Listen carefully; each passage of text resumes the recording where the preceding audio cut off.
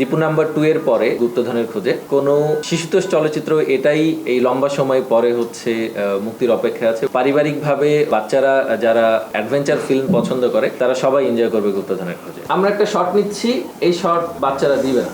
সাকিব খানও সবসময় বলে না যে আমি শর্ট দিব না, শর্ট দিতে দিতে ঘুমায় যায়, অডিয়েন্স দেখেও খুব এনজয় করবে এবং মজা পাবে। বাংলাদেশে হয়তো থিয়েটারে এটাই প্রথম চলচ্চিত্র হবে যেটা ডাবিং হয়নি। এটা একটা টেকনিক্যাল এরর ছিল, বাচ্চারা লম্বা টেক দিতে পারে না। পুরো সিনেমাই হচ্ছে জঙ্গলে শুটিং। প্রায় 2 বছর হয়ে যাচ্ছে গুপ্তধনের খোঁজে এই শিশুতোষ চলচ্চিত্রটি নির্মাণের পরিকল্পনা করছি আমি এবং অন্তু ভাই। যদিও অন্তু ভাইয়ের একটা শিশুতোষ চলচ্চিত্র বানানোর পরিকল্পনা আরও 10-12 বছর আগের পরিকল্পনা, তো সেখানে আমি যুক্ত হয়েছি মাঝখানে এসে। নির্মাতা হিসেবে অন্তু ভাই একজন দুর্দান্ত প্রযোজক এবং সবচেয়ে মজার বিষয় হচ্ছে যে আমরা এই চলচ্চিত্রটি বাংলাদেশে, আমার যতটুকু ধারণা সেটা হলো যে দীপু নাম্বার 2 এর পরে হয়তো কমার্শিয়ালি কোনো শিশুতোষ চলচ্চিত্র এটাই এই লম্বা সময় পরে হচ্ছে মুক্তির অপেক্ষা আছে এবং নির্মাণ করা হচ্ছে, সেটা হচ্ছে গুপ্তধনের খোঁজে। এবং প্রজেক্টটি দুর্দান্ত হয়েছে এবং আশা করি পারিবারিকভাবে ফ্যামিলি নিয়ে যত অডিয়েন্স আছে এবং বাচ্চারা যারা অ্যাডভেঞ্চার ফিল্ম পছন্দ করে তারা সবাই এনজয় করবে গুপ্তধনের খোঁজে। আমরা যখন প্রথম গল্প ফ্রেম করতে চাই, গল্প ফ্রেম করার সময় থেকেই হচ্ছে স্ট্রাগল শুরু। স্ট্রাগলটা এরকম ছিল, আমরা এই গল্পটা এর চিত্রনাট্য সংলাপ 3 জন মিলে লিখেছি, পরে আমাকেও ওর মধ্যে ঢোকা লেগেছে। এর কারণ হলো কমপ্লিটলি আমাদের পুরো জেনারেশনের এই চর্চাটাই নাই যে বাচ্চাদের নিয়ে গল্প করব, বাচ্চাদের নিয়ে সিনেমা বানাবো।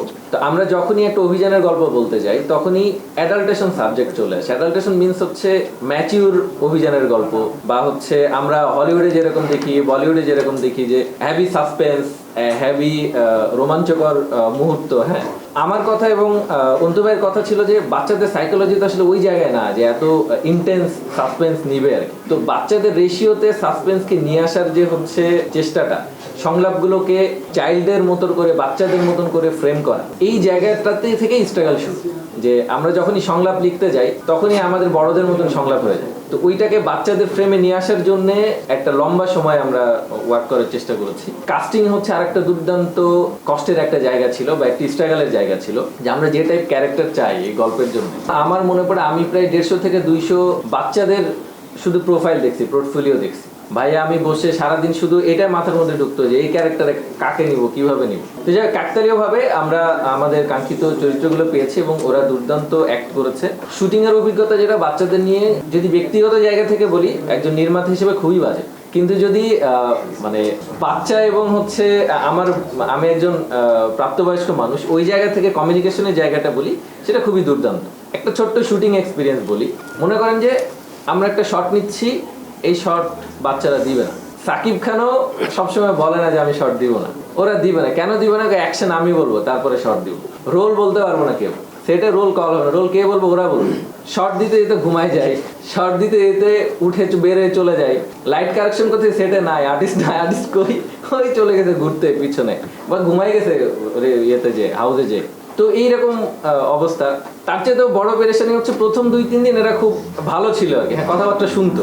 যখন একটু ইজি হয়ে গেছে তখন আর কেউ কথা শোনে, তখন মানে বললেও শুনে না, করলেও শুনে না, স্ক্রিপ্টও পড়ে না। পরে আমরা চিন্তা ভাবনা করলাম যে শুটিংয়ে প্যারেন্টস আশেপাশে আসতে দেওয়া যাবে। প্যারেন্টস থাকলে পরে ওরা বেশি আওলায় থাকে, একটু মানে দরদি টাইপ ব্যাপার চলে আসে। পরে প্যারেন্টস সাইডে ঢোকা বন্ধ করলাম, তারপরেও শোনা না। তো এইরকম ভাবেই আসলে হচ্ছে আমরা কাজ করি। বাট মানে বাচ্চাদের সাথে কাজ করার সবচেয়ে মজার অভিজ্ঞতা হলো একবার বললে ওরা যদি বুঝে যায়, এই অ্যাজ ইট ইজ ওইটা এক্সিকিউট করে। বড়রা তো ভুল করে। আরেকটা বড় ক্রাইসিস ছিল আমাদের, আমরা জানি সবাই ফিল্ম মেকিং প্র্যাকটিস, আমরা সবাই ইন্ডাস্ট্রির লোকজন। ওরা মার্ক বুঝে না, ওরা লাইট বুঝে না, ওরা ফোকাস বুঝে না, ওরা ব্লক বুঝে না। হ্যাঁ, ফিল্মের ক্যামেরাগুলো কি হয় যে মার্ক মিস করলে ফোকাস মিস হয়ে যায়, লাইট মিস করলেই ব্লক চেঞ্জ হয়ে যায়। তো নানা ধরনের টেকনিক্যাল জটিলতা আপনারা সিনেমায় দেখতে পাবেন। রিজাম্পশন তো বুঝেই না। আশা করি তারপরেও ওরা এত শর্ট টাইমে যে এফোর্ট দিয়ে কাজ করেছে। ইনফ্যাক্ট আমার সবচেয়ে মজা লাগে যে ওরা সন্ধ্যার সময় ঘুমায় যায়, রাত 11টার সময় উঠে বলে চলেন সারা রাত শুট করবো।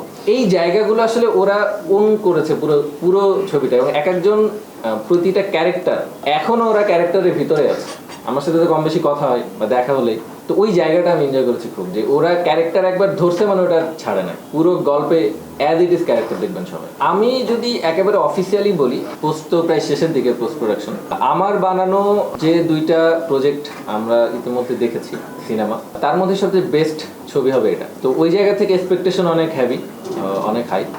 এবং আশা করি অডিয়েন্স দেখেও খুব এনজয় করবে এবং মজা পাবে। আমরা চেষ্টা করছি ঈদের পর যে গ্যাপটা পাবো, বাচ্চাদের জুন মাসে এক্সাম আছে, সবারই এক্সাম আছে, মিড টার্ম আছে, তো এক্সামের পরই আমরা রিলিজের প্রিপারেশন নিচ্ছি। গুপ্তধনের খোঁজে টেকনিক্যালি হিউজ চ্যালেঞ্জেস প্রজেক্ট আমার জন্য, আমার পুরো টিমের জন্য। বাংলাদেশে হয়তো থিয়েটারে এটাই প্রথম চলচ্চিত্র হবে যেটার হচ্ছে শিশুতোষ চলচ্চিত্র হবে যেটা ডাবিং হয়নি। এই সিনেমা উইদাউট ডাবিং আপনার হচ্ছে থিয়েটার রিলিজ হবে এবং অন স্পট সাউন্ড টেক করা হচ্ছে, এবং একই সাথে এটাই বাংলাদেশের প্রথম চলচ্চিত্র টেকনিক্যালি যেটা উইদাউট ডাবিং 5.1 প্রপার 5.1 রিলিজ হবে সিনেমা। তো এটা একটা ক্যামেরার জায়গা থেকে আমরা চেষ্টা করেছি, যেহেতু বাচ্চারা ছিল আমরা খুব বেশি এক্সপেরিমেন্টে যাইনি, আমরা চেষ্টা করেছি যতটা সিনেমেটিক রেখে আসলে হচ্ছে ওদের দিয়ে সিকোয়েন্স ক্যাপচার করা যায়। অ্যাক্টিং, মেকিং এবং ওভারঅল সবকিছু, পুরো প্রোডাকশন একেবারে পিওর রিয়েলিস্টিক ফিল্ম।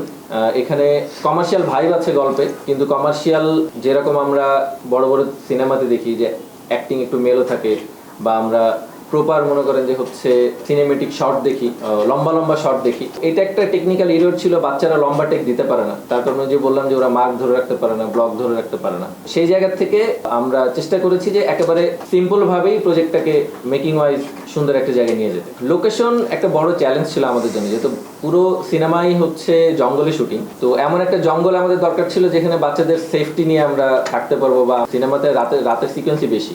ওই জায়গা থেকে আমরা শুটিং করেছি হলো গাজীপুর, রাজেন্দ্রপুরের হচ্ছে বিভিন্ন জঙ্গলে, এবং আমরা চেষ্টা করেছি যে জঙ্গলের ভিতরে যত গভীরে যাওয়া যায়, যত ভয়ঙ্কর লোকেশনে যাওয়া যায়। কিন্তু একটা ছোট্ট ক্রাইসিস ছিল, বাচ্চাদের নিয়ে আমি নিজেই সাহস পাচ্ছিলাম না যে হলো মানে বেশি গভীরে যাওয়ার, তার কারণ ওখান থেকে যে কোনো ইনসিডেন্ট হলে ব্যাক আসা বা রেস্কিউ করা হচ্ছে ডিফিকাল্ট, কারণ গাড়ি নাই, মানে জঙ্গলের ভিতরে গাড়ি ট্রান্সপোর্ট ঢুকতে পারে না। তো ওই জায়গা থেকে একটা বড় ক্রাইসিস ছিল। ক্রাইসিসের জায়গায় একটা ছোট্ট ঘটনা বলি, শুটিং ইনসিডেন্টের কথা বলি, যে আমাদের গল্পে একটা সিকোয়েন্স আছে, আমরা হচ্ছে টিজারেও ওইটার একটা মোটিভ দেখছি, যে আমাদের একটা বাচ্চা গর্তে পড়ে যায়, ট্র্যাপে পড়ে যায়। আমরা বাচ্চাদেরকে আমি মিনিমাম 30 থেকে 40 বার বুঝাইছি স্পেসিফিক ভাবে যে শর্ট হচ্ছে এতটুকু, তুমি আসবে এখানে দাঁড়াবা, সংলাপ দিবা, পড়বা না নিচে, শর্ট এতটুকু, পড়া যাবে না, পড়ার শর্ট আমি আলাদা নিবো, তার কারণ ওর সেফটি আছে, ওর সাথে ডিভাইস আছে, সাউন্ড থেকে অনেক ডিভাইস লাগানো। প্লাস হচ্ছে আমার প্ল্যানিং হলো গর্তের ভিতরে আমি একজনকে রাখবো, যেন পড়লে পারে ধরতে পারে, যেন কোনো ইনসিডেন্ট না হয়। আসলো, পড়ে গেল এবং ইচ্ছা করে পড়লো, ঠিক আছে, আরে এটা কি কথা, ঠিক আছে। তো না পাইলাম আমি শর্ট, না পাইলাম আমি হচ্ছে, আর যদি পড়ে যায় ওর কোনো ইনসিডেন্ট হইতো, নিচে মনে করেন বাঁশ, খুঁজ, বহুত কিছু রাখা। এরকম ক্রাইসিসের কারণে ভয়তে আমি আসলে খুব বেশি ডিপে যাইনি, চেষ্টা করেছি ফিল্মিং এ ক্যামেরা অ্যাঙ্গেলে যতটুকু গভীর ভাবে আসলে জঙ্গলটাকে দেখানো যায়।